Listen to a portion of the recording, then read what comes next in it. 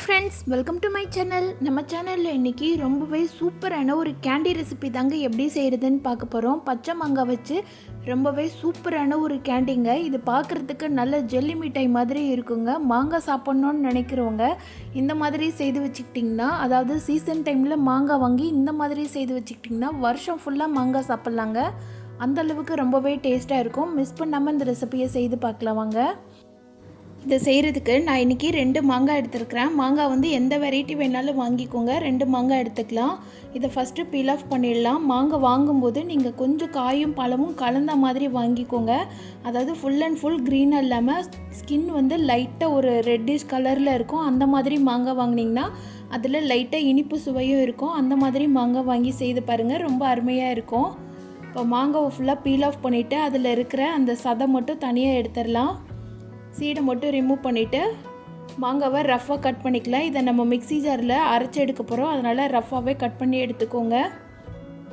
Cut பண்ண மாங்காய் வெள்ளத்தையும் mixie ஜாரில் போட்டுடலாம். போட்டுட்டு கொஞ்சமாக தண்ணி ஊற்றிக்கலாம். அதாவது ஒரு 1/4 டம்ளர் அளவு மட்டும் தண்ணி ஊற்றிக்கோங்க. மாங்காய் அரைப்படுறதுக்கு தேவையான அளவு தண்ணி மட்டும் போதும்.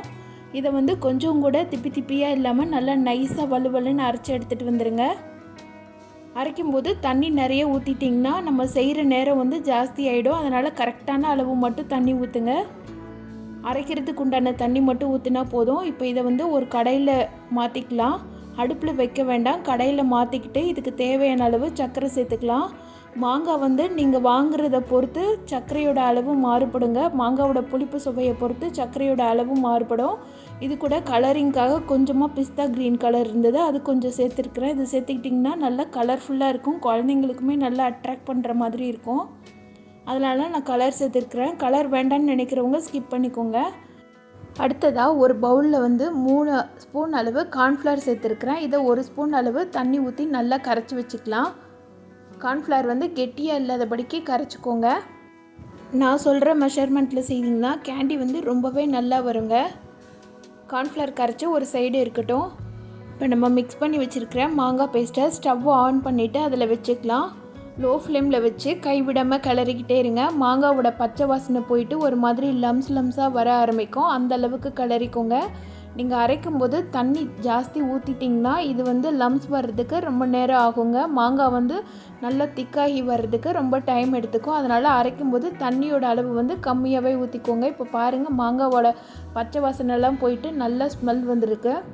இது கூட நம்ம கரைச்சி வச்சுருக்கிற கார்ன்ஃப்ளவர் சேர்த்துக்கலாம். இதுக்கு முன்னாடி நீங்கள் சர்க்கரையோட அளவு பார்த்துக்கோங்க. ரொம்ப புளிப்பாக இருந்ததுன்னா கொஞ்சமாக சர்க்கரை சேர்த்துக்கோங்க.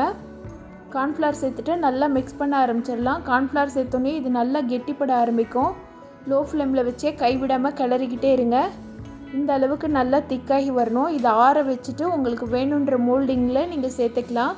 கரண்டியில் எடுத்தோன்னா நல்லா கெட்டியாக வரணும். ஒரு அல்வா பதத்துக்கு வந்ததுக்கப்புறமா நீங்கள் ஸ்டவ் ஆஃப் பண்ணிவிட்டு ஆற வச்சுருங்க. லைட்டாக ஹீட்டாக இருக்கும்போதே உங்களுக்கு என்னென்ன சைஸில் மோல்டிங் வேணுமோ அதில் நீங்கள் மோல்டிங்கில் வச்சிட்டிங்கன்னா உங்களுக்கு ஏற்ற மாதிரி ஷேப்பில் கிடைக்கும். இதை நான் கொஞ்சமாக மோல்டிங்கில் வச்சுட்டு மீதி எல்லாத்தையும் பீஸ் போட்டு எடுக்க போகிறேன்.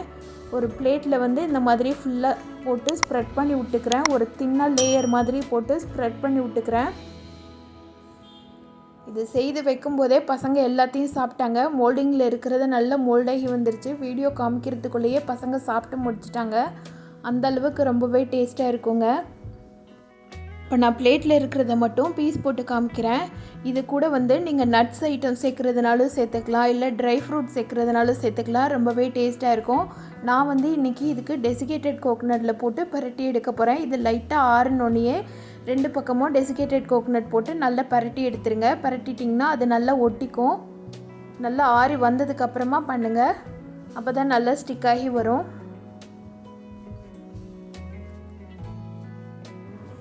இப்போ இது எல்லாத்தையும் பீஸ் போட்டுடலாம். உங்களுக்கு வேணுன்ற சைஸில் நீங்கள் பீஸ் போட்டு எடுத்துக்கோங்க. கத்தி கொஞ்சம் ஷார்ப்பாக இருக்கிற மாதிரி எடுத்துக்கிட்டிங்கன்னா ஈஸியாக வந்துடும். இப்போ பாருங்கள், கட் பண்ணிவிட்டு பிரிக்கிறதுக்கு எவ்வளவு ஈஸியாக வருதுன்னு சொல்லிவிட்டு நல்லா பார்க்குறதுக்கு ஜெல்லி மிட்டாய் மாதிரி இருக்குங்க. வாயில் வச்சு கடிச்சோன்னா அப்படியே கரைஞ்சி போயிடும். நல்லா பெண்டாகுது பாருங்கள்.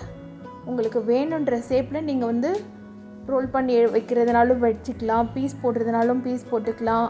இதை வந்து கட் பண்ணி குட்டி குட்டி பீஸாக கட் பண்ணி ஒரு டப்பாவில் போட்டு வச்சுக்கிட்டிங்கன்னா வேணுன்ற நேரம் சும்மா வீட்டில் ரஃப்பாக வேறு ஏதாவது சாப்பிட்ணுன்ற நேரத்தில் இந்த மாதிரி எடுத்து சாப்பிட்டு பாருங்கள், அவ்வளவு அருமையாக இருக்கும். அதுவும் மாங்காய் ரொம்ப பிடிக்குன்றவங்க கண்டிப்பாக இந்த ரெசிபியை செய்து பாருங்கள். இந்த டேஸ்டான மாங்காய் கேண்டியை நான் சொன்ன மெத்தடில் நீங்களும் உங்கள் வீட்டில் செய்து பாருங்கள். செய்து பார்த்துட்டு எப்படி இருந்துச்சுன்னு சொல்லிவிட்டு எனக்கு கமெண்ட் பண்ணுங்கள். இந்த வீடியோ பிடிச்சிருந்ததுன்னா இந்த வீடியோக்கு லைக் பண்ணி சேனலை சப்ஸ்கிரைப் பண்ணிவிடுங்க. Thank you friends.